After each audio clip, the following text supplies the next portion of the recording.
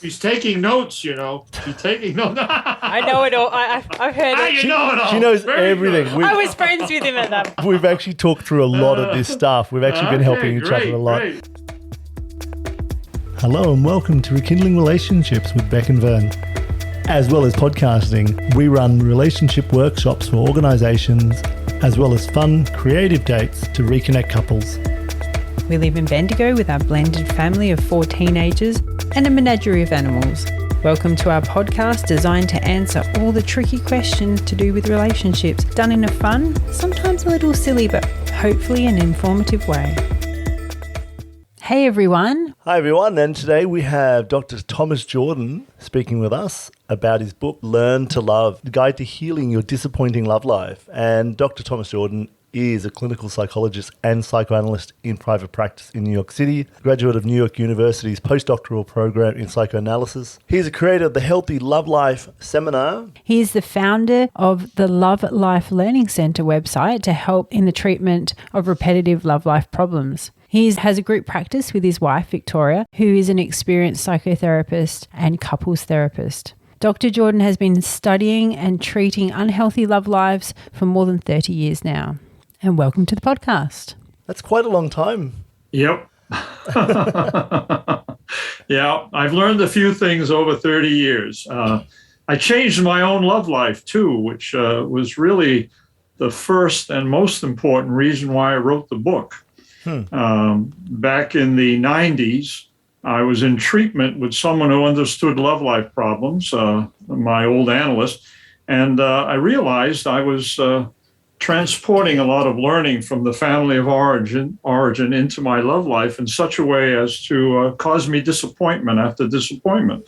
So I made some changes, and I've been married for 28 years to my wife, Victoria. She's in the next room. She's also a psychotherapist. I wanted to distill into the book an understanding of how changes can be made in a simple and straightforward way in a person's love life to begin the process of change. So that's the original motivation for writing the book. Another one is a number of patients that I've seen in my practice over the years that presented with repetitive, unhealthy love life experiences. I mean, disappointments over and over again. And they're pretty much unconscious of how this has happened. My research indicates that people learn certain things in the family of origin, for example. That's a very important classroom for love life, love relationship experience.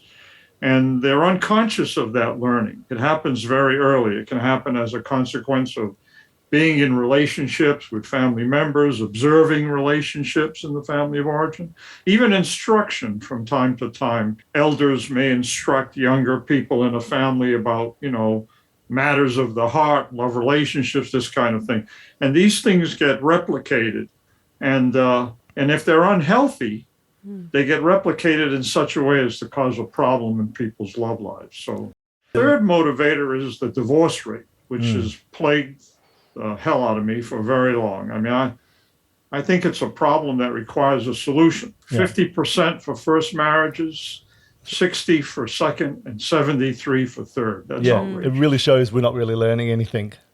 Nope. That we've actually keep on repeating the same mistakes, as you say, that repetition. Right. When you said learning anything, it's absolutely true. To make it even more specific, we're not unlearning anything. If you've learned something that's unhealthy and you're replicating it in your love life, the task before you is to unlearn that and learn something healthier. And I guess if we don't unlearn it, we're passing it on to next generations, aren't we? Right. And that's another problem. Right. A tragic problem, to say the least. In addition to people who reach the age of 40s, 50s, 60s and resign themselves to the hell with this, it's too hurtful. Making the same mistakes over and over again and not knowing why. So in my book, I condense it into a learning problem, which makes it more user-friendly because we learn from the beginning of life. And I propose a method that people can use to unlearn what they've learned. First, identify it, unlearn it, learn something better that moves their relationship, their love life relationships in a new direction. Yeah, and I think it's something which I really resonated with when I read your book. Like, I really enjoyed reading your book. It was quite an easy read. Loved your book, by the way. And it was Made that sense. it actually made a lot of sense. Yeah. Like, looking at it, and we both went through your book and we both read it. And then we both looked at those issues together because we both believe in how important it is for each of us to do our work on ourselves, but then also to do our work on our relationship. You know, it's this combination of moving forward together. Right, absolutely. In my book, I emphasize that you change your love life on the inside out. You know, it's not about just how you act in public or where you go to meet people or what kind of clothes you wear. I mean, look, that's all fine, but it's what you're taking with you into your love relationships that's really going to matter in terms of how your relationships are formulated and sustained. The psychological love life is really the emphasis here. Identifying what's been learned, what experiences a person has that's gotten into their love life. Not all experiences early in life get into our love life. So there's a little bit of specificity, you know. I know people who've been abused and they don't abuse in their love relationships. It depends on the individual. So you look at the person's psychological love life, to figure out what kind of unhealthy relationship experiences have gotten into the love life. And I list 10 in the book. I now have 12. I added. Oh, you've two. added another couple. Wow. They keep replicating, not replicating, but It's something which you've seen in your practice for many years. So is it the fact that you suddenly saw that in yourself helped you then turn that sort of light onto other relationships? Like, you know, you've been working with people and then you went, oh, hang on a second, this is what's affecting me. This is the inner work which hasn't been done. Now I know how other people might be suffering and what might be going on for them. Can see it in others. right. I like to call it, I wouldn't see a shrink who wasn't shrunk. In other words, if in my profession, getting to know oneself is a very important area of learning because it helps to know what it's like to be in pursuit of consciousness, to be a patient, to be in the process of personal change. And that understanding, that experience helps to work with people. Being sensitive to what happened in my own love life. I grew up in a family of origin, and I was taught by my mother that all eligible women are dependent and controlling. And I took that experience unconsciously into my love life. And the scary part is I did find dependent, controlling women. I had a radar for them, you know. But what's really scary to me is I met women who were not dependent and controlling, and I thought they were. So you still found that, or you looked for that in that person? That's how Made a strong. story. Yeah, and also Right. projected your own, what's going on inside you, projected that's how that on another strong person. my expectations were. Very interesting. And that's scary. To me, that demonstrated how locked in you can be by what you've learned from experiences that you've had. And when I was able to get into that and understand that the template my mother had offered me was pretty much from her own life. She never separated from her parents. They lived upstairs in a tenement house when I grew up as a kid. She never left home. She was controlling as a way to handle some of the dependency she was struggling with. So when I was able to challenge that, and I was able to think of the unhealthy aspects of it and understand that independence and not controlling is a better way to be in a relationship with another person, I found myself moving in another direction. And it was interesting. That's when Victoria showed up. I guess the radar changed. There's a quote I've heard, which is, if you don't go within, you go without. And I like that. yeah, Can I use that? Is there a copyright? Yeah, no, there's no copyright. You go right away, right ahead. All right. I'm sure I heard that of someone a long time ago, as it was. One thing which strikes me is that, you know, that inner work is so important to do, and people don't do their own inner work. As we've heard this story, we listened to some other podcasts, and we were like, oh, actually, this sounds very familiar, because it actually was very much like the two of us.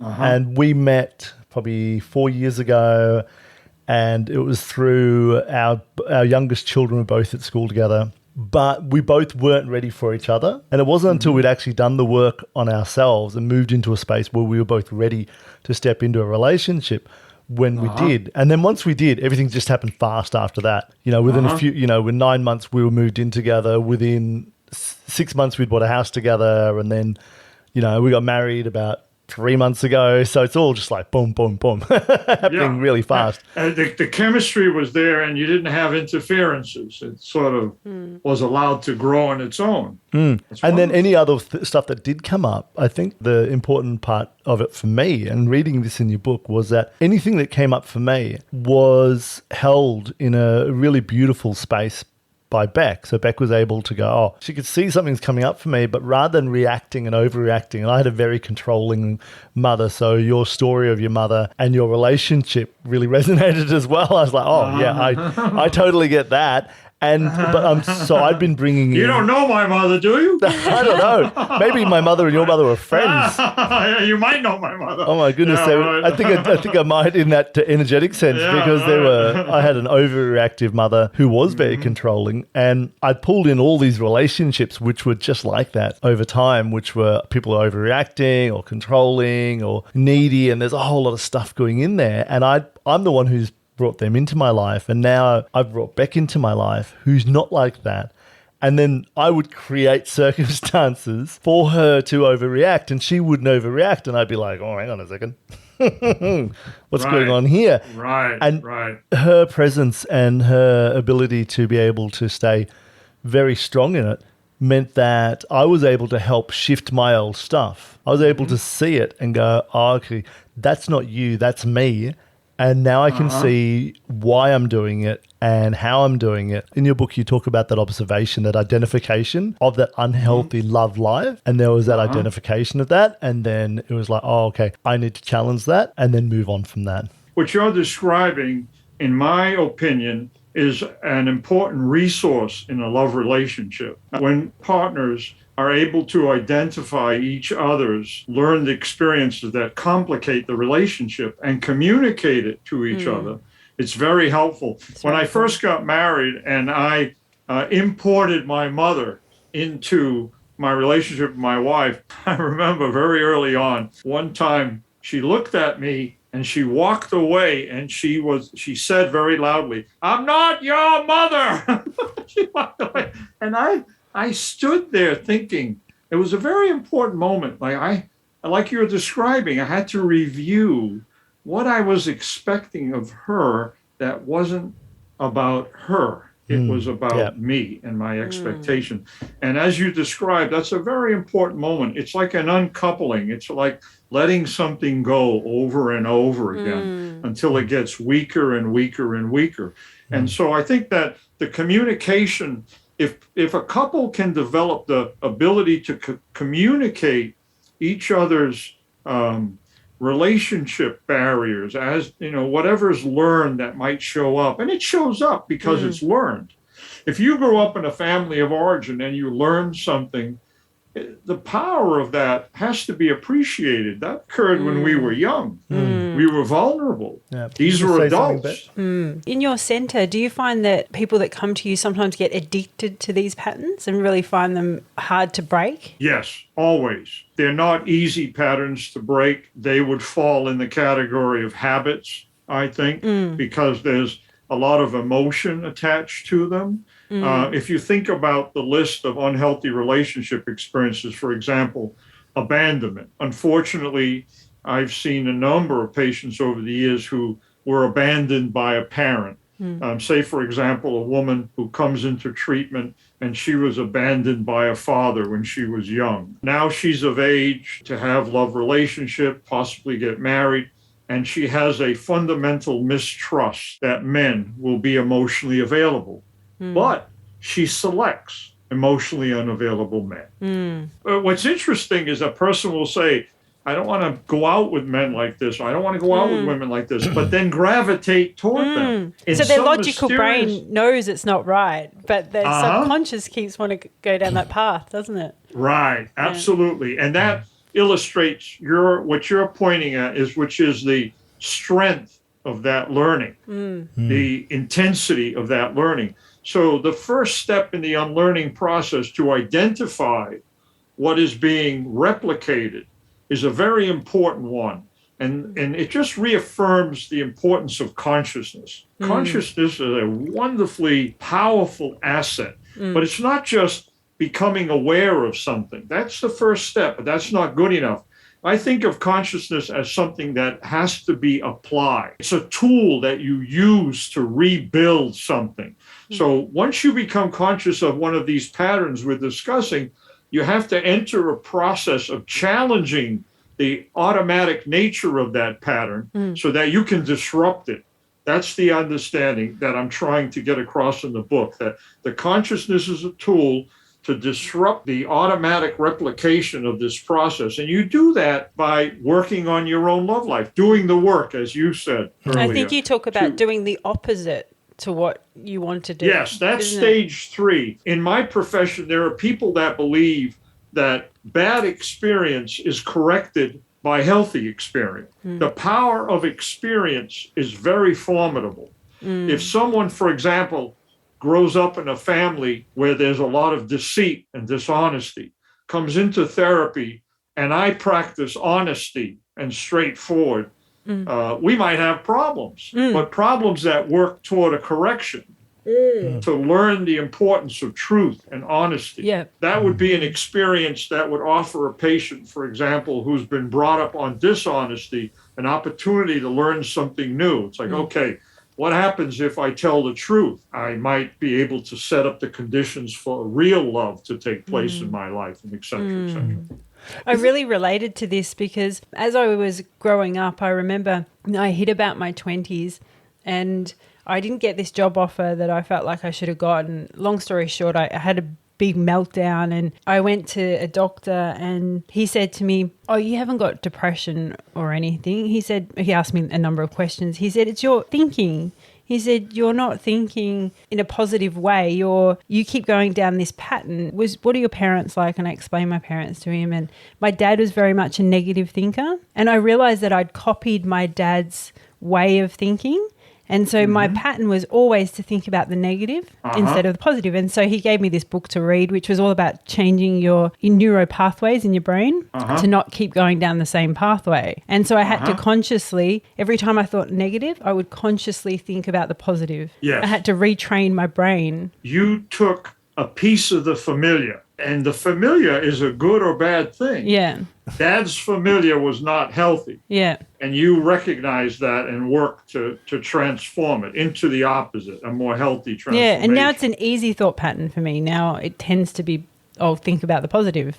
But that took a lot of work of doing the opposite to what my brain had and part of the been work, taught if to I do. may say, part of the work is an emotional reckoning. Dear old dad is not easy to let go of sometimes. Dear old mom. I mean, even if mom was a pain in the you-know-what, we can hold her close. Yeah. It reminds me of the children in court when the judge says, "Do you want to live with your mother who was abusive to him, or Uncle or Aunt Mary?" And he looks at the judge and says, "I want to go home." The familiarity, the attachment is very powerful, and that attachment becomes a pathway within which we bring with us. You use the word copying. Copying is observational learning, unconscious learning. And as children, we adapt to some of these patterns our parents show us. That's how we when we're learn as young. kids, by copying, isn't it? And you had a quote in your book which was that love is difficult because the health and success of your love life is determined by what you've learned about love relationships in your life. And that's what it's all about, isn't it? The fact that we've grown up learning about love relationships, and those love relationships are unconsciously what's happening around us for the most part as kids. Those ideas, those beliefs, those patterns will just, as you say, repeat and replicate until we actually are aware of them. Yes, and to break it down onto another level, if you want to understand how to look at what you've learned, to discover what you've learned, to understand, to see it, to become aware of it, it breaks down into beliefs, behaviors, and feelings. On these 3 levels, we're able to understand what we've taken. For example, when I left home, the answer to the question, what do you believe about love relationships, was all women are dependent and controlling. And that's the pool of women from which I have to choose. That was my belief. It wasn't in the forefront of my consciousness. It was in the back room. My behavior was to gravitate towards this type of person. I had a woman with a great sense of humor in my practice a lot of years ago, and she was in recovery from alcoholism, a middle-aged woman, and we were joking around, and she was doing pretty well at this point in the treatment. And I said to her, if I were to have a party with 50 men, not a drop of alcohol, and one of them is a raging alcoholic, would you be talking to that man at the end of the evening? And she started laughing. Yes, I would. I know him. I could tell. It's like a challenge. And that's mysterious, you know? It's like the behavior of gravitating. Now, what that helps, if we look at feeling, I think we've got belief, behavior, and feeling. Now, in the area of feeling, I think the mysteries lie. Like, feelings are not only what takes place inside, but feelings are projected. People pick up feelings. For example, we have a wonderful capacity to experience sympathy. Empathy too, but sympathy is more primitive. If you're next to someone who's sad and hurt and you're a human being, you're going to feel something. You're going to feel some of that feeling. We can pick it up. We can copy the feeling into our own experience directly. I think feelings are going on a lot in the process of finding people to love, gravitating towards unhealthy patterns. So being aware of the feeling is a very important part of that 3-part getting to know what we've learned about love relationships. I like that you mentioned too that we attract that into our life because we need to heal that in ourselves. And I think, like you mentioned there, instinctively we will attract that thing because our emotional self needs to heal. And so we'll keep pulling that into our life until we're triggered enough to fix that thing. You're very optimistic.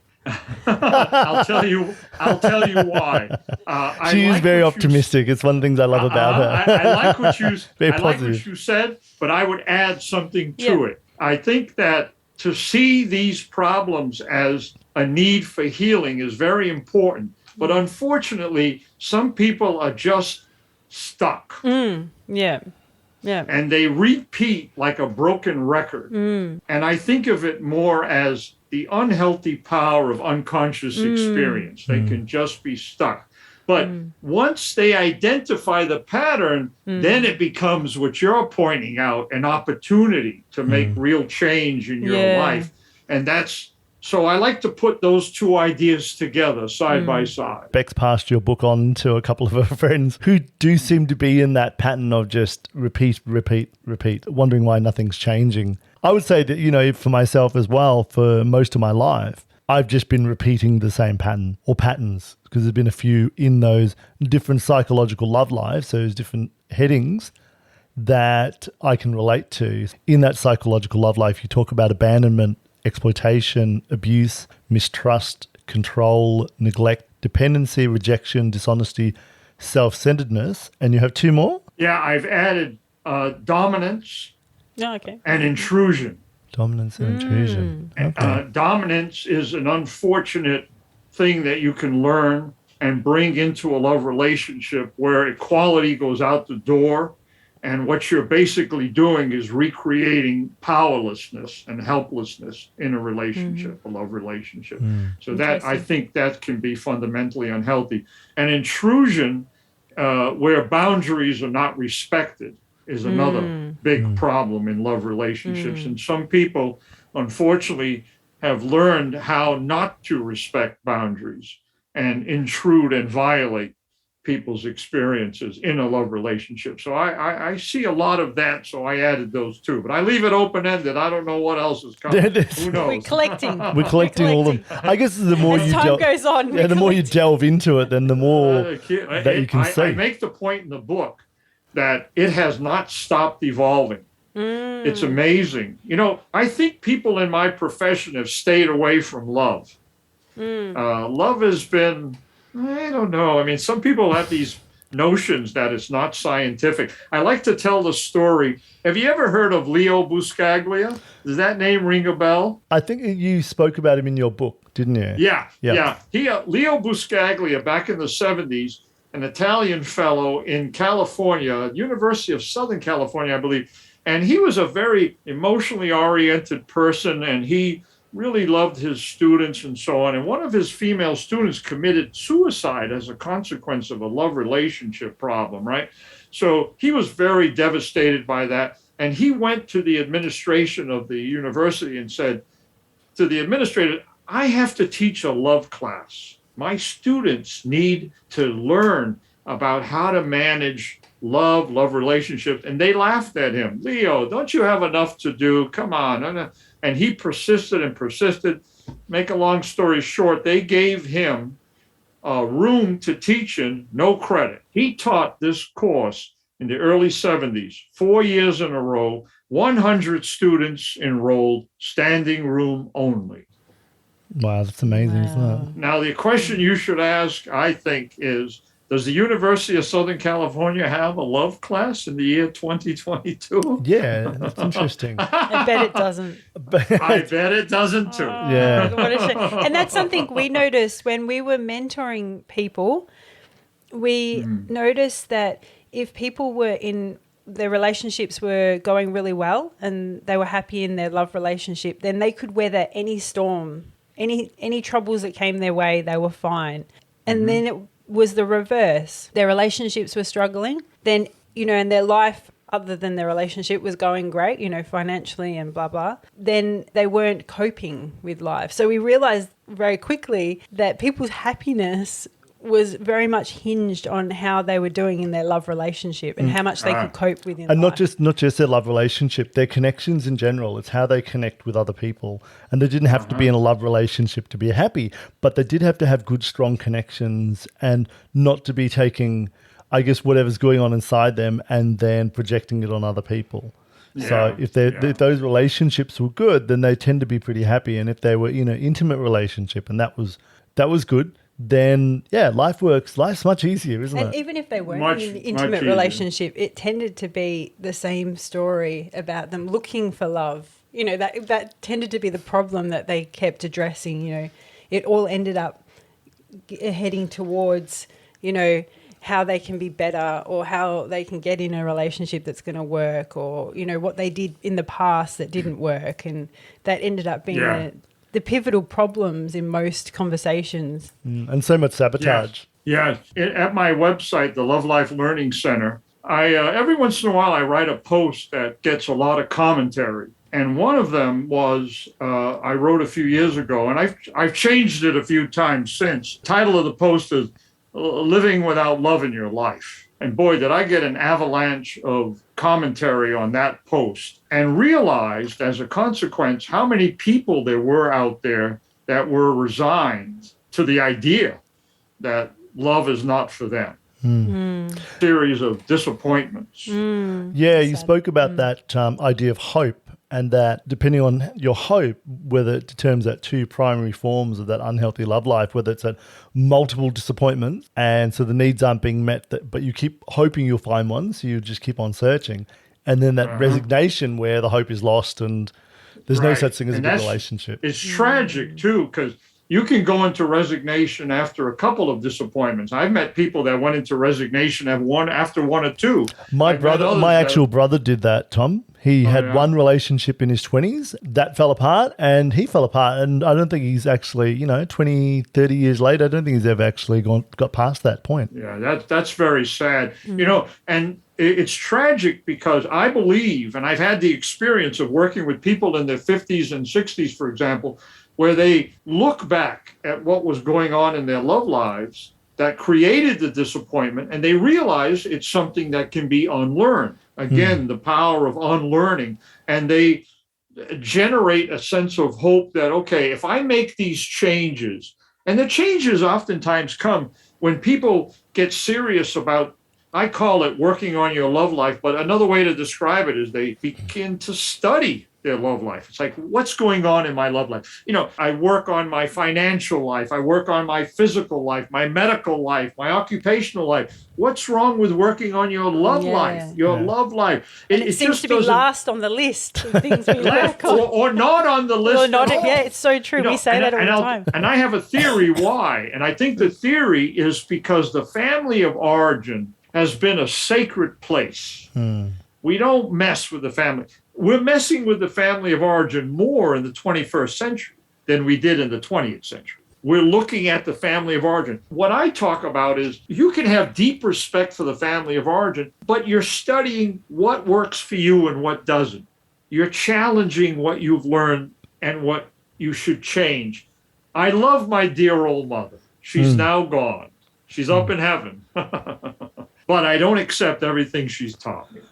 That's a really good point. And I think it's like we would say in Australia, you'd say, slagging someone off or bagging them out.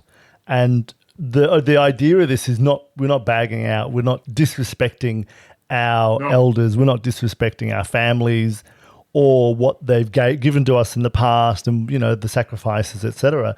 We're actually having a good look at breaking it up and saying, okay, there was some really good bits probably in there, but what are the bits that actually were not healthy in our relationship, which I'm now repeating, replicating, creating in my own life, which I can change. So then I don't actually pass that on again, because that's what's going to happen. If that stuff isn't healed, then that stuff just gets passed on to the next generation, and then they have to deal with it. Over and over and over again. Right. And again, the fact that it's learned makes it accessible.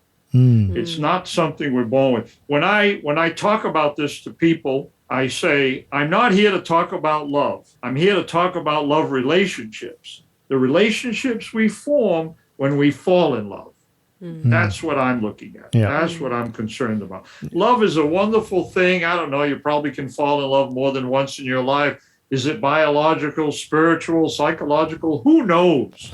I hope it stays beyond our control. It's some form of magic, forever. really. Yes. Forever. Magical, right. Yeah. The relationship you form when you fall in love, that's important. You don't have to be the paragon of mental health to have a love life. Think about it. Love can come to you and you can be setting up unhealthy relationships to contain that love, that stifle the love before it's time. You make a correction there, you preserve and sustain the love that you're experiencing.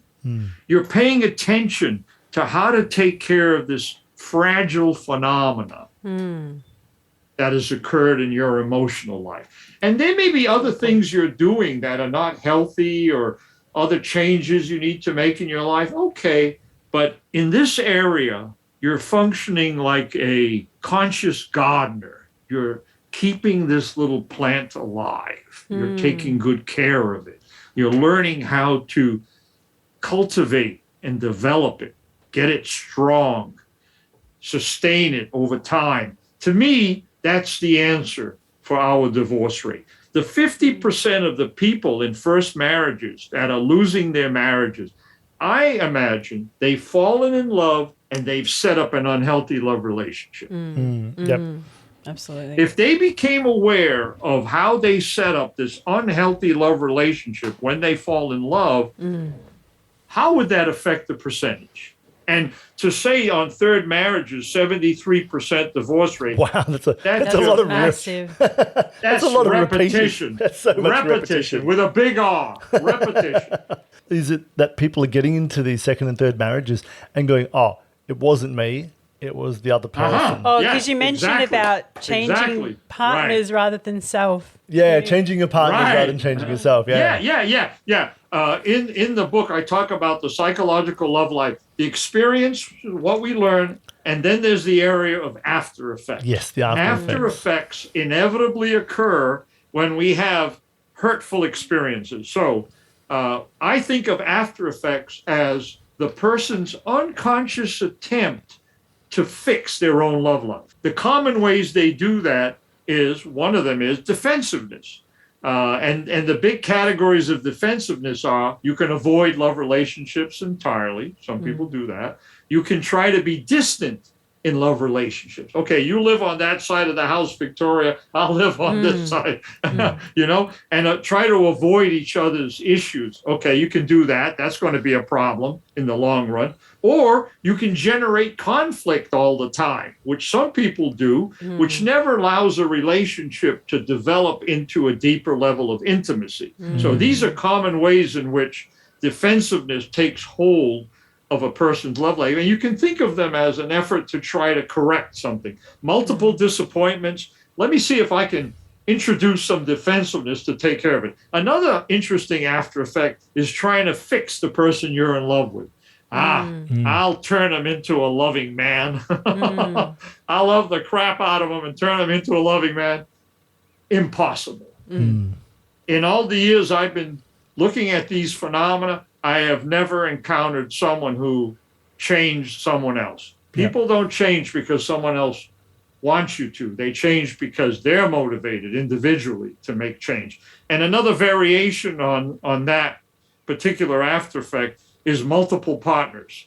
Okay, the solution to my love life is to get rid of the intimacy. I'll just see one person after another. I'll substitute multiple partners and stay in the safe zone. Yeah, I have a feeling that resonates with me. And you talked about the 20th century playboy, and I think that was definitely me in a large part of my life, which was... He's taking notes, He's taking notes. I know it all. I've heard it. You know it all. She knows Very everything. good. I was friends with him at that point. We've actually talked through a lot of this stuff. We've actually been helping each other a lot. Great. That's And right. that recognition, she understands that I was, it's that idea of every, 1 to 3 years, changing partners, being with someone new, never having to go too deep, always keeping a bit of a distance as well in that relationship. So I was independent and I didn't have to deeply connect because I wasn't actually taking care of that, doing that inner work, which was like, oh, you need to actually shift some of this stuff. And, there's been in that, probably in our relationship where there is a much deeper trust where I feel like, oh, I actually want to be in this relationship. I don't want to sabotage this relationship. I think I did try at the beginning to sabotage it, but Beck's pretty good at just being like, no, hang on a sec. So sort of pointing out that that's my stuff. And then, so we've actually worked our way through into where we've got quite a beautiful, deep connection because we've been working and through the this word stuff I would together. attach to it is vulnerability. Yes. Love's best friend is vulnerability. Vulnerability means you're open. People try to have love without vulnerability. That's the defensive method of trying to be in love. When you don't have vulnerability, love suffocates. It doesn't breathe. It doesn't have enough oxygen. The problem with vulnerability is you can be hurt. Yeah. So if you've had unresolved hurts in love, you're going to be stuck with this conflict, vulnerability or defense. And that's a big problem because unresolved hurts tend to keep people self-protective and defensive. And it makes sense. People don't want to be hurt over and over again, especially when they don't know why it's happening. When it's unconscious. Unconscious, right? That's if you were to say, what's the big problem with love relationship learning? It's the fact that we learn unconsciously. We're not aware that we're learning or what we're learning or that we're even learning. We're not aware. It's blank. But experience is so powerful that it can teach us all kinds of things without consciousness. That's the big issue to contend with, because unconscious learning cannot be changed until you make it conscious. Learning cannot be unlearned until it's made conscious.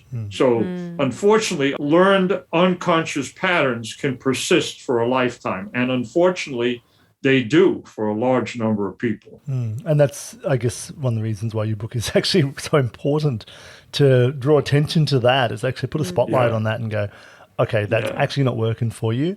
What else can you do? I've gotten some very good reviews. I've gotten a lot of green light. I've been working on, for about 2 years now, a PowerPoint presentation that teaches what the book teaches with images. because images can be very powerful to convey messages, especially emotional ones.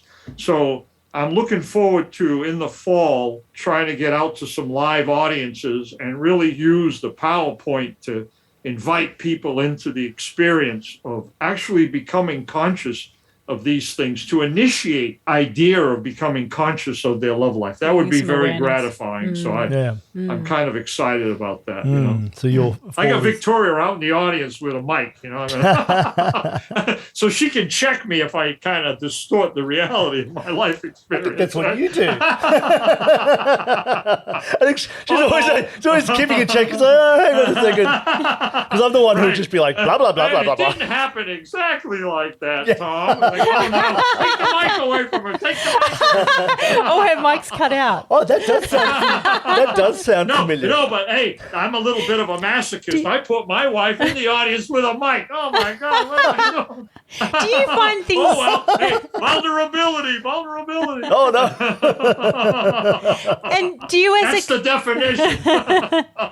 Look, your wife's got a mic too, right? Oh, I know. But I actually have control over whether we can hear her or not, so I can turn it off over here. I have got in trouble. You just won't get fed dinner later. I have got in trouble for that before, so... So, Tom, years later, do you find things still come up for you in Victoria? Oh, good question. Yeah. Yes, but mildly. When you beat a dead horse, you beat it out of commission completely. In other words, I think what happens is at the very beginning, and I'm not sure how long it lasted, I would probably say for the first 10 years, maybe, she and I would help each other become aware of how things were showing up in our relationship. And then a process of becoming more aware of it ourselves took place, and the conversation changed a little bit. Like, it wasn't so much I needed her to point it out. I was able to see it a little bit faster than I was earlier on. And I think because of repetition is always a prelude to learning. So you're doing something over and over again. You're taking very seriously. Creating a new habit. Nowadays, if it comes up as a tongue-in-cheek, a little comment, a little smile. My mother's name was Hilda, and my wife will say, I think Hilda's in the room. That's so clever, isn't it? And let's be equal. She gets that as much as I get it. So don't forget that. Which ones did she have growing up? Which ones of that's like do you mean that unhealthy relationship experiences? Yeah, Victoria comes from a divorced family. Okay. Her father left. Her mother left her father when she was 13 years of age, and the man her mother coupled up with after the divorce was abusive psychologically. So she came in with mistrust issues. Trust was a big issue for her.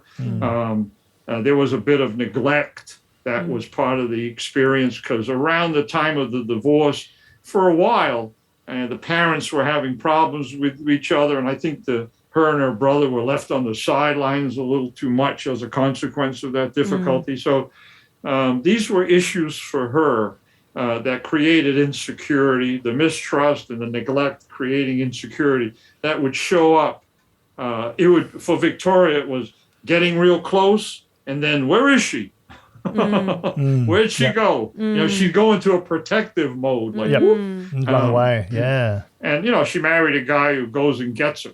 So I'm knocking on the door. You in there?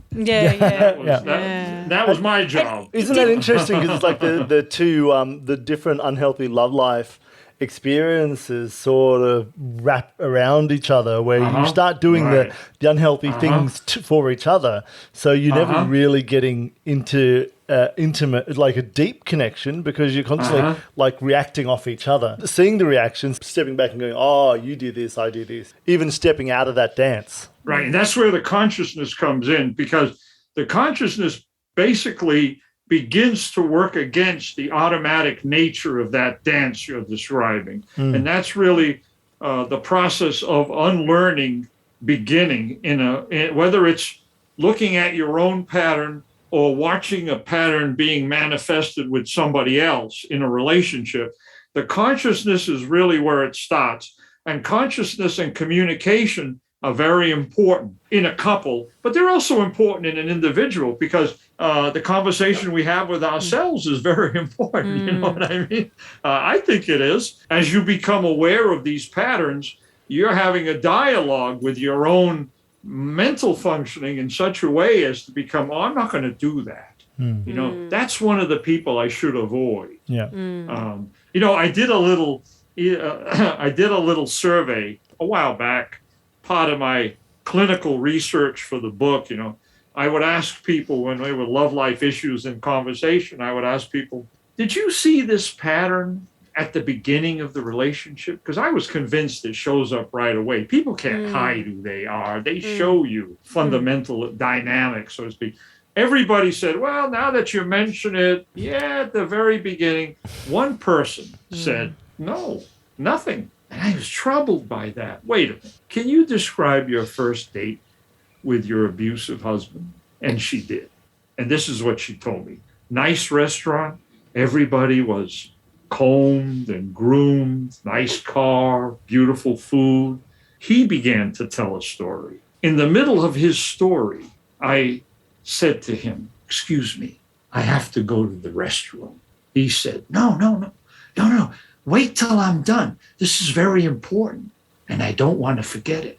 And she sat down and waited till he was done. And I said to her, wasn't it controlling men you were telling me you didn't want to have in your life? And she sat there thinking about it.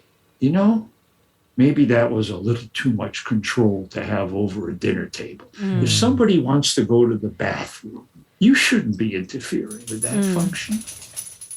But it's subtle. Yeah. Yeah, it's really subtle, isn't it? Right. And that's how it can show up. But if people have been studying the pattern, say, for example, they're dating people, they're looking around in their love life for a partner. If they study the pattern, if they become conscious of it enough, the ability to identify these traces of unhealthy relationship experience becomes stronger. And I find that it's very optimistic for change because people become, and they use the therapy, for example. They'll say, oh, I went on a date last night with a new man, but I don't think he's a guy for me. Why? Because of the same old pattern showed up again. And they mention what was in the story, what was in the behavior, what made them think. And I get a chance to review it with them to see whether or not they're projecting something or they're observing something. Yeah. So, that's good awareness. But it's a self-study. It's a self-study that's very important and improves a person's ability to discriminate what kind of person is good for their love life and what kind of person they should be avoiding. Yeah, that's powerful and very important. Yeah, so to important, bring that isn't it? awareness. Yeah. Yeah. Bringing that awareness can be difficult. Like, that idea of, love can be tricky because we actually don't know what we do subconsciously, what we just do without thinking. It's just, as you say, you've got to bring consciousness. To make it more visible, You've got to bring awareness. is to empower a person to have, I like to think of it as a little more control over what's going on in their love life. I don't think you ever get 100% control. I think that's unrealistic, but you shouldn't have any control. It shouldn't be something you're not managing at all, just replicating over and over again based on early experience. I mean, if your early experience was healthy, fine, everything's wonderful. You'll probably replicate that in your love life. That's wonderful. Yeah. But if your early experience was not healthy, you need to manage something. You need to look at the relationships you form when you fall in love. That's the area that we need to work with. I think for us as parents, and we have 4 teenagers in the house, so we've got a blended family of 2 boys and 2 girls. That's something which we've spoken about, the importance of us actually having a good relationship and a deep connection and working through our stuff, because we are inevitably going to pass on this to our own kids. What they see us doing and they see the way we relate and the way we deal with things is what they're picking up on. And then our relationship obviously with them as well. Well, the more conscious the 2 of you are, the more communicative the 2 of you are, which communication is really a vehicle of mutual consciousness in a relationship. They're very compatible, communication and consciousness. The more conscious and communicative the 2 of you are, the more what you pass on will be visible to you. And that's the advantage. Also, your kids might make comments that are worth considering in their innocence, in their naivety, in their feeling. They may pick up something the two of you are doing with each other and make a comment. If you just simply put it to the side and say, oh, it's immaturity, then you miss an opportunity. That's true. Because sometimes our children give us feedback. I have a 24-year-old son who's thinking about becoming a mental health professional, and he's still living with my wife and I. He's thinking of going to graduate school, and he'll probably leave then. And he makes observations regularly. They're very honest, aren't they? You know what I mean? I've grown an appreciation for how a third party can look at your marriage and say, what are the two of you talking about in that example? So I think it's good to see it as an opportunity, because sometimes they point stuff out from their perspective that can be useful. So it's like true. a little So bit true. of a consciousness-inducing feedback. Yeah, and your kids tend to have no filter either, so they'll tell you pretty So straight. true. I wish they had a filter. I wish you could put a filter on them sometimes. They will. It's really interesting going through, with this psychological love life, and you talked about the different experiences we've had and then the after effects of those. So for abandonment, the feeling in there is loss. For dishonesty. Dishonesty, right. So with dishonesty, the feeling is being deceived. These are the ones I bring up probably because it's the ones which relate most to me. So we've gone through these and looked and gone, oh, okay, hang on. For Beck, she talks about control, and control is something which came up with her family. And then the feeling was feeling of being trapped. And then when you start doing the opposite, so when you identify it, here's the problem, this is what's coming up. We're going to challenge that, and then we're going to practice the opposite. And what was really interesting for me was that the opposite of abandonment was attachment. Right. I feel like I've always been running away. So in and out of relationships, in and out of houses. The opposite being attachment, practicing that opposite was for me being in a relationship with Beck and going, right, this is a stable, permanent relationship. I'm staying Stay in this. one place. Stay in one place. So we bought a house together, moved in together. For me, I haven't actually lived in the same place for more than a year to 3 years my whole life. So I've always been moving. So it was, now I'm going to be stable. I'm going to live in one place, and I'm going to be with this one person, and that's going to be stable as well. For me, the attachment side of that was to ask her to marry me. And then for us to get married, because now it's like, I actually feel like we have this stable relationship, which I've never had, this stable feeling in my life. So that now the abandonment issues and the unhealthy stuff is sort of just gone away. As I've worked on it bit by bit, I go, oh, okay, that actually doesn't come up for me anymore. I think what happens in my experience with abandonment is that what you've done is you've gone over a very important hurdle in establishing attachment and commitment. And that is the opposite. That'll move your love life in a healthier direction. Of course, I want to add a footnote. When you've had a powerful experience of abandonment, attachment can make a person anxious. Attachment can be uncomfortable. It can create feelings, unfamiliarity. And by the way, the root of familiarity is family. Unfamiliar. It's an unfamiliarity that you're now, as a middle-aged adult. Oh wait, I hope you're not. Are you a middle-aged adult? Oh, I am indeed. All right, very good. I don't want to make any assumptions. Some people look younger than their age. To be able to identify those discomforts can become part of that journey. To move into the opposite. What I've also found about abandonment is sometimes there are little hurdles that come after the big one has been overcome. The little hurdles can be the ways in which people distance themselves in a relationship. In other words, you can leave without leaving. Yes. And I find that some of my abandoned patients know how to do that. So emotionally they're- disconnect. Is that what you mean? Disconnect. To like an emotional disconnect. disconnection. Right. And it's not like they're intending, let me disconnect now, I feel uncomfortable, or let me go in an abandonment direction in the context of a relationship. It's not conscious. It's more like trying to disconnect. That's a good word. That's about the best word to use. It's the disconnection process that is close to the abandonment issue.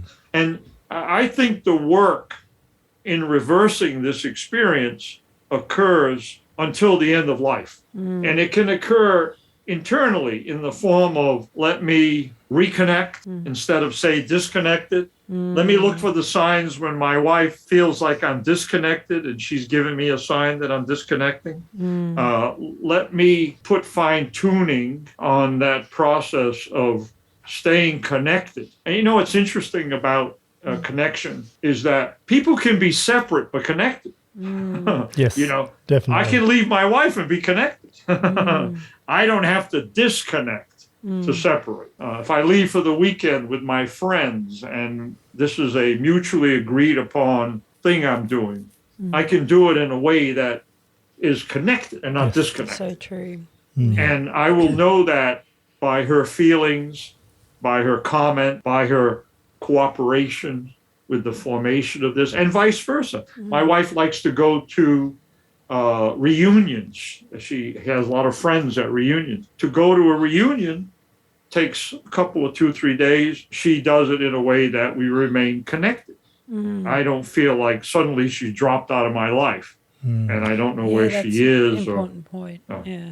The Love Life Learning Center is a website that I wanted. The first order of business for that website was to be an online library of real articles in different areas of love life. You know, not the hearts and flowers so much as, you know, should I take the father of my child to family court?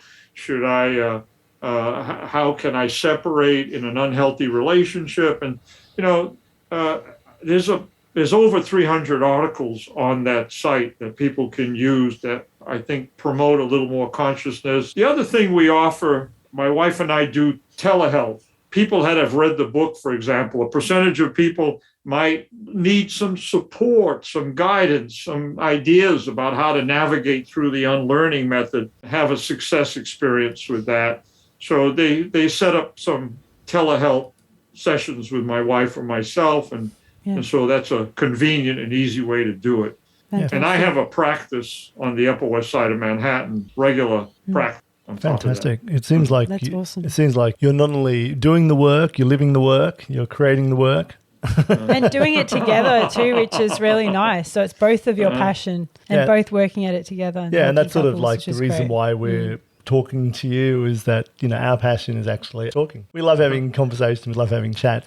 We created this podcast, the Rekindling Relationships podcast, as a way to have a whole lot of resources that people can actually listen to. It's a couple talking about their own experiences and what's worked for them and what they've read and what they've learned. And so that there's more opportunities out there for people to learn about their own love lives and their relationships and what's going on for them and what might be the blocks or challenges, and then learn how to communicate with each other and have better conversations. You know, we feel because, you know, we're in a heteronormative relationship, so it's a man with a woman, and so when someone listens to us in those sort of relationships, or any relationships or singles as well, you know, they're hearing this too. People talking about a topic, they're talking about it from maybe their own perspectives. That allows for more conversation to happen. Yeah, we really believe in that. How important I love that the is. fact you do it as a couple. I think that's important. That's what you're pointing at. That the couple aspect is very powerful.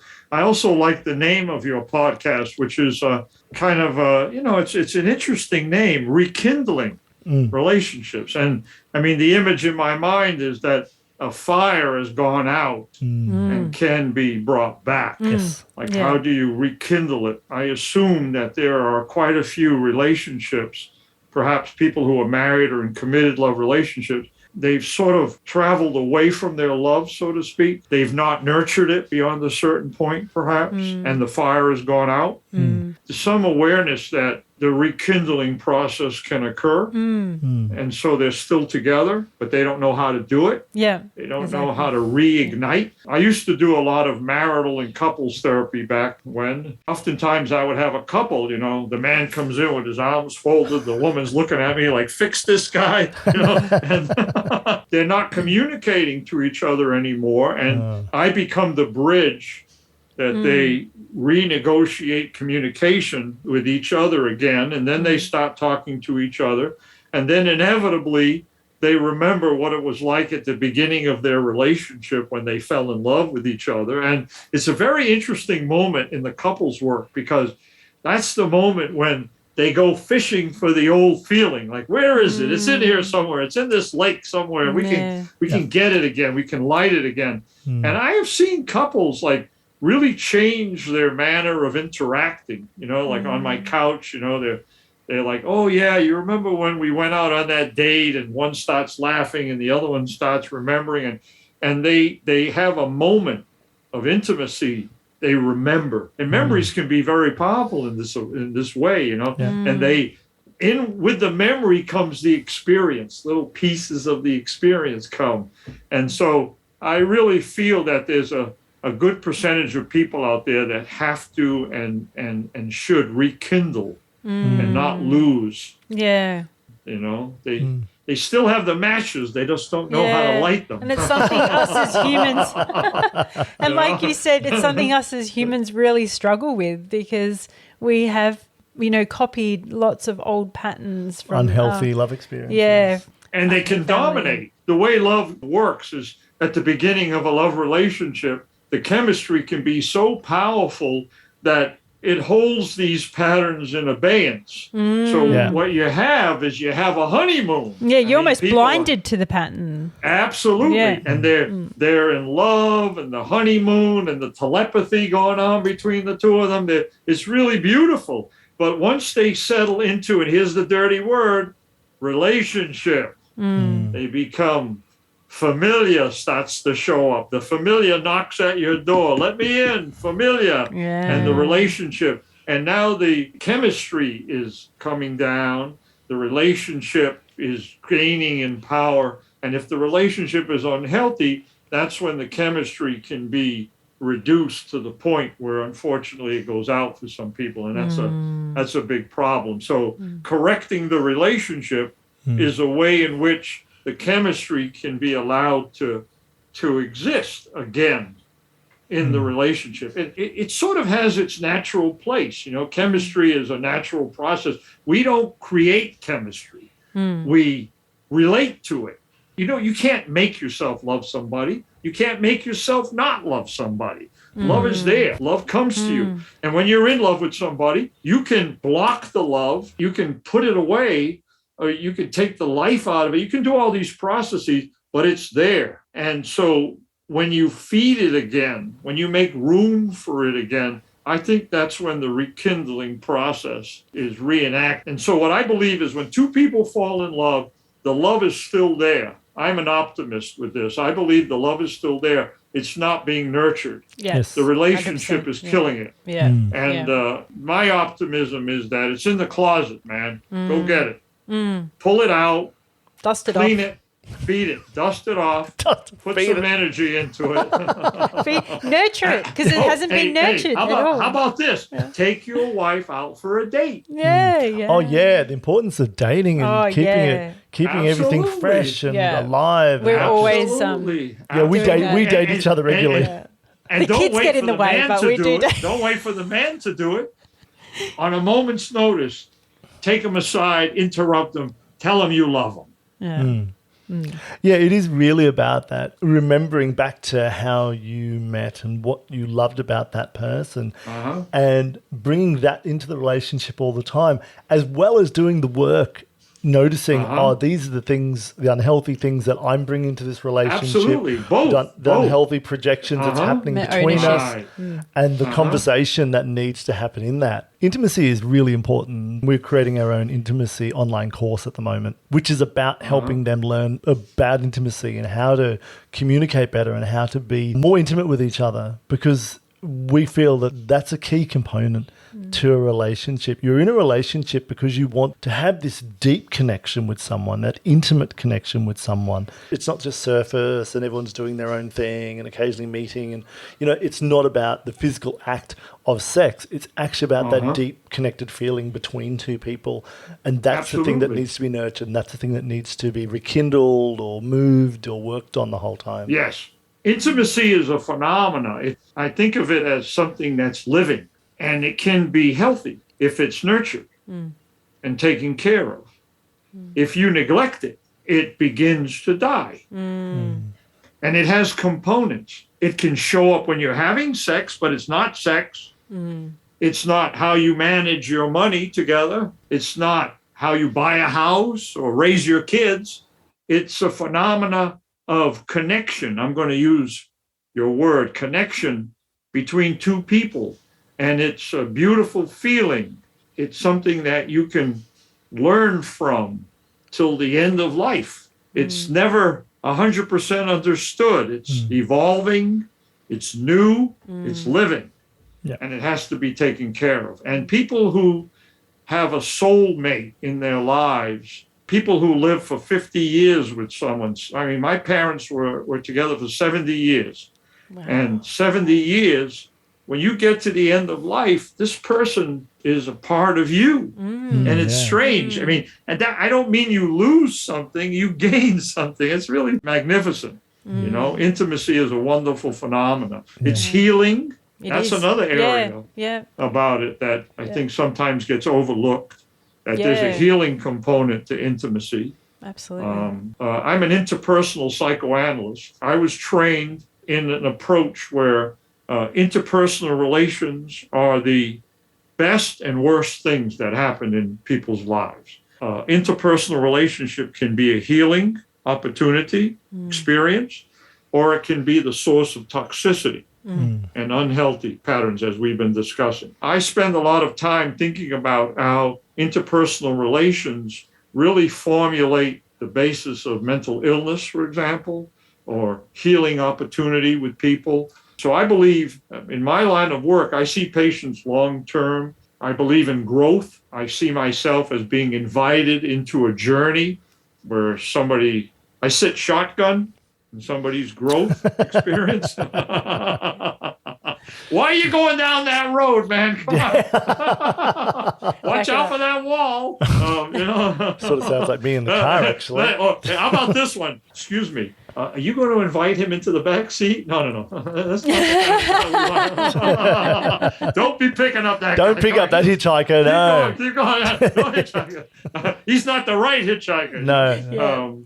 Some gentle guidance. It's a wonderful phenomenon, love. Yeah. I like that idea, like sort of, in your work, you're sort of nudging people in the right direction. And I really believe the importance of, you can't change someone, but you can give them a little sort of nudge in the right direction. It's like, a little bit of help and support and to help people move in a direction which is healthy and positive for them. And you do that based on a relationship. Yeah. See, that's the fundamental power of the influence, of the guidance, is the relationship you have with someone, and you cultivate a relationship, and a certain amount of this emotional intimacy we're talking about shows up when you do that. When you work with people who are interested in growth, they go down the path of trust with you, and when they have a hang up in that area, it needs to be discussed. It needs to be talked about, as you would in any relationship. Yes. So there's elements of intimacy in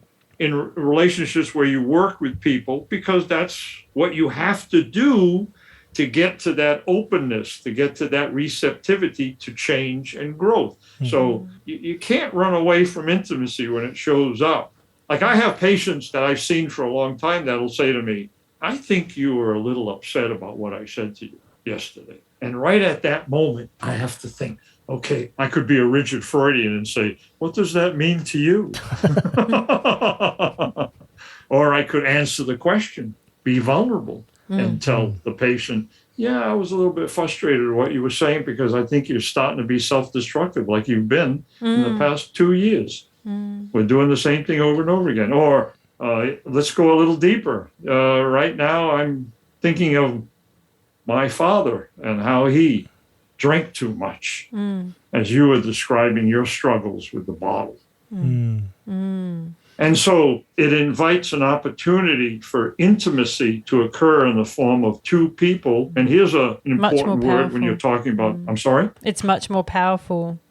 Powerful and mutual. There's a mutuality in it that allows a person to trust that they're in the presence of someone who's open and able to apply consciousness in either direction. And people what I've discovered, and the people that have trained me, taught me, is that in that context, people grow faster and deeper when that type of intimate experience occurs. Yeah, and that's Beautiful. there's a combination of vulnerability and authenticity in that, isn't there? Which allows people to actually that's the sort of thing that pulls people in because they're like, oh, this is real, and there's a depth to this. You know, there's not a surface level sort of. Yeah, and I'm in the presence of someone who is not a hypocrite. They're open to the same processes that I'm being invited into. So it's a mutual experience together. But it's not easy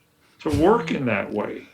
No, I have to say. No, because you have to, rather than keep everything at a distance, you're actually allowing yourself to be fully present in there and to share of yourself. Another good as word, well. present. Yeah. Yes, presence, right.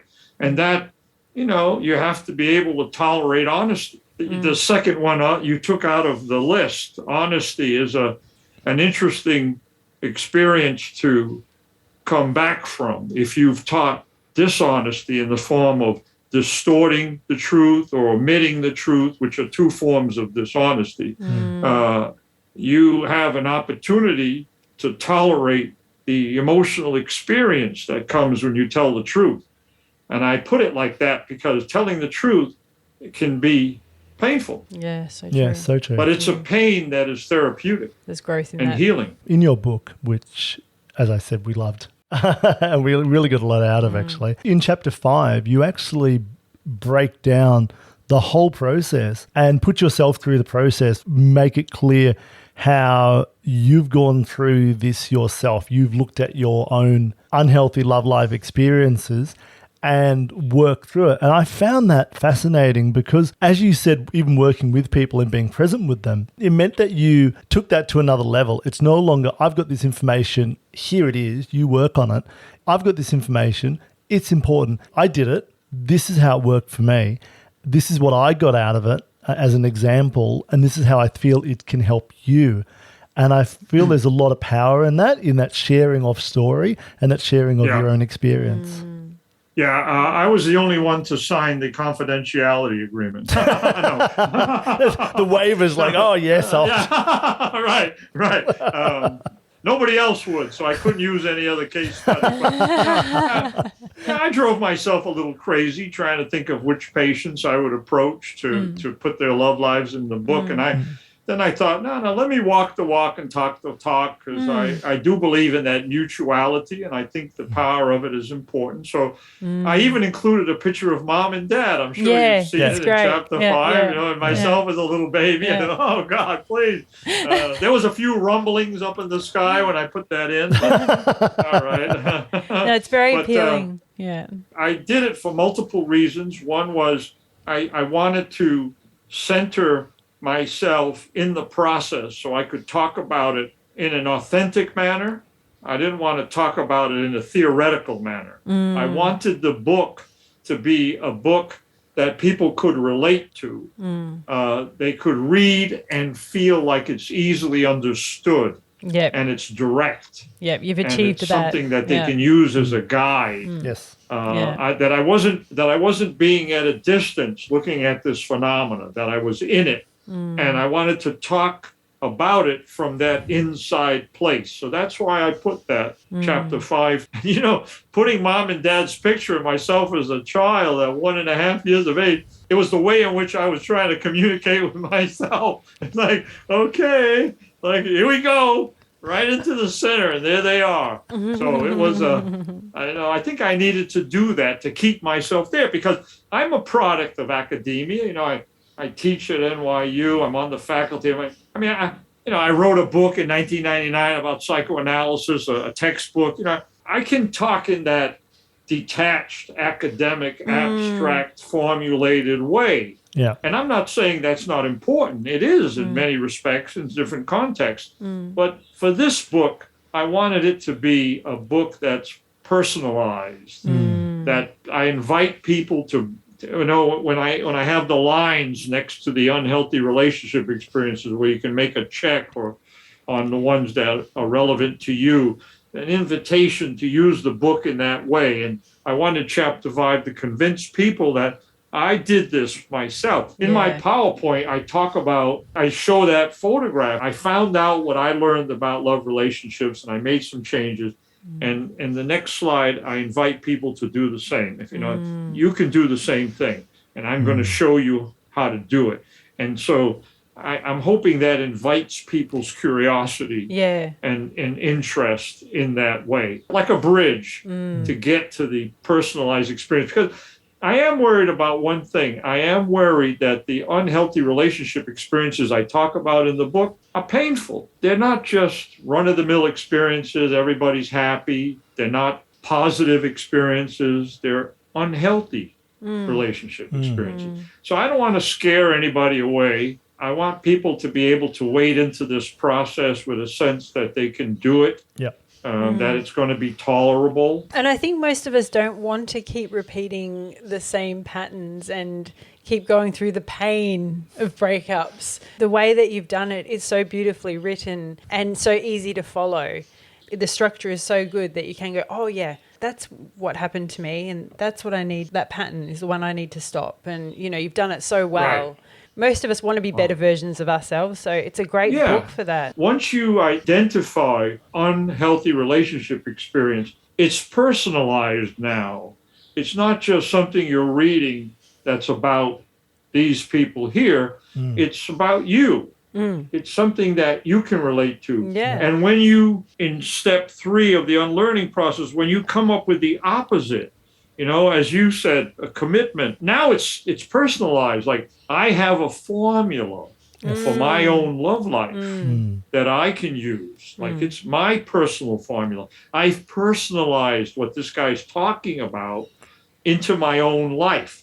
And I think that has value. Look, if you've never thought about working on your love life, and this is the first time you've become conscious of the fact that neglect has been dominating your love life. Say you've been going out with married women all the time and realizing that's a manifestation of neglect. I feel deprived all the time. I never get the whole relationship or whatever, something like that. And you finally, somebody says, maybe it's neglect and okay, it's neglect. And the opposite is to have a relationship where I'm devoted and the person's devoted to me. Now you have a personal formula. Yes. Yeah. And that's worth something. And I think if you just get that out of the book, then you're on your way.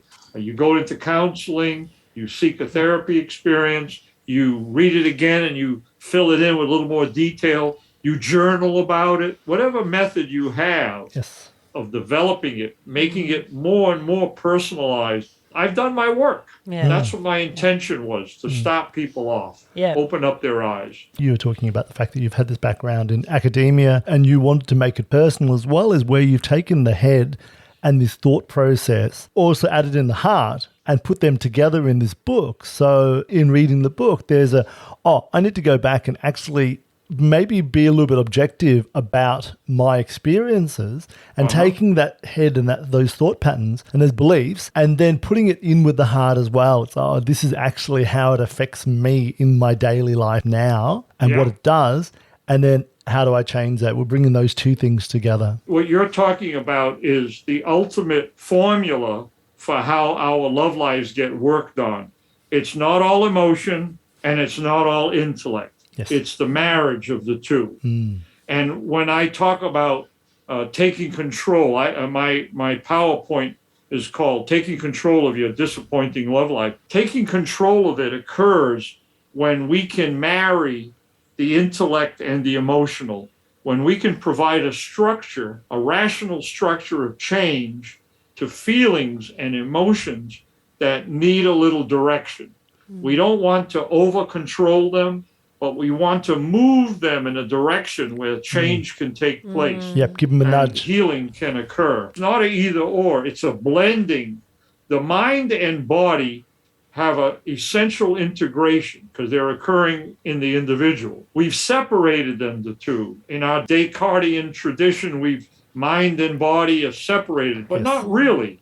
That's a falsity. That's Yes. an illusion. They're together. And when we bring them together, I think healing is realized. And this is being talked about a lot these days, the curing, the healing of post-trauma. We're realizing that there's a lot of traumatic interpersonal experiences taking place. People have been suffering from that. They can suffer for a lifetime with post-trauma symptoms as a consequence of early trauma or abuse. I have learned over time that the healing of trauma, post-trauma, is to marry the emotions that the trauma has created to the memories of trauma that have occurred. So now what you've done is you've brought the mind and feelings together in such a way that people can tell the story of their abuse in a safe situation, re-experience pieces of that experience as they're retelling the story. Yep. So what it does is it heals when those two come together. And when it's done, as I mentioned, in a safe and trusting environment, an intimate relationship with someone who's trusted, I think that is the formula for this kind of resolution. Agree. Wow. Yeah. So beautiful. Thank you so much. We really appreciate Thank you you. taking the Yeah, time thank to you. talk to us this morning. It must be about 7:30 in New York. 7:30, Yeah, it's probably about 9:30 here in Bendigo, Victoria, in Australia. You've got your book sitting up there on the bookshelf as well. Oh, what a book award! It's Tell us about must read. It's tell so us about good. that book award. I won 5 book awards. Oh, wow. Congratulations. 4 of which I have here. You know, it's a self-published book. I didn't go through a traditional publisher because Yeah. Really? I wanted to use it in any way I saw it fit, you know. Yeah. But thank you for inviting me. Yeah. You know, I want to say that every time I have a great podcast experience like this, I get a chance to talk about this material over and over again. New ideas come in, reintegrations of it. So thank you very much. Yeah, and Thank you. we really look forward to sort of continue on looking through your book, and because it is, as you said, it's a process until you die of working through this stuff, and you know you're always working on it. And I think there are people who might be scared of that working is, oh, well, that sounds hard or tricky Painful. or painful, where the reality of it is it's like a short-term pain for a long-term gain. The more work that you're able to do on yourself and work on your relationship and your love relationship, whatever unhealthy practices you bring into that, and you can fix that, your heart gets to open up more, you get to deeply connect, you get to Deeper and deeper, always. yeah, and you get to find that person. And look, and in that process, if you come across anything you want to have a little dialogue with, you know my email address. Definitely. Send me a line. Yeah. People send me information that they've discovered something in the book they want to clarify or they want to make an extension. And I love every comment. Yeah. Thank you. Right. Keep up the great work. Yeah, and Thank you. Now Thank you've you. got You two. too. You've added 2 more unhealthy love lives in there. Are you going to revise the book now and put them in? Maybe I'm more focused on the live audiences. I want to climb out of the pandemic and get back to live audience because there's something about I want to have the experience of moving people in an audience situation, the Q&A, the images, and the PowerPoint, fantastic. and just see if I can do some extra work with these concepts in person on the audience. But I mean, I keep telling my wife, you know, Vicky, it never stops. It reintegrates. I can wake up in the morning. Sometimes I wake up and wait a minute. I could rewrite that this way or that way. Oh my God. Uh-oh. Oh, look out. Oh, And look, if you ever plan to come to Australia, let us know. Thank we you. would definitely love to host you down here Oh, thank you. Thank you. in Australia, because Thank you. I we love really that. believe Thank that you. your book has so much to It's offer. so powerful. Offer couples Thank and you. singles Thank and you so much. people Thank who you. want to be in relationships. Yeah. Thank you so much. All right. Thank you so Thank much for you. your time. Yeah. All right. Be well. Okay. Be well. Take care. Bye. Bye-bye. Bye. Well, that was a really interesting interview, wasn't it? Fantastic. So glad that we had a chance to chat with Dr. Thomas Jordan in New York about his book, and we hope you enjoy this second podcast about exploring intimacy, and we look forward to joining you again for another book podcast where we talk about what's going on. I highly recommend, if you haven't checked out his book, check it out. Yeah, well, I'll put a link in the show notes. This is, for me, one of the best books I've read about healing your past experiences. Thanks again, and we'll see you next time. See ya. Thanks for listening. Please subscribe and follow us. And check out our website at rekindlingrelationships.com. Bye for now. See ya.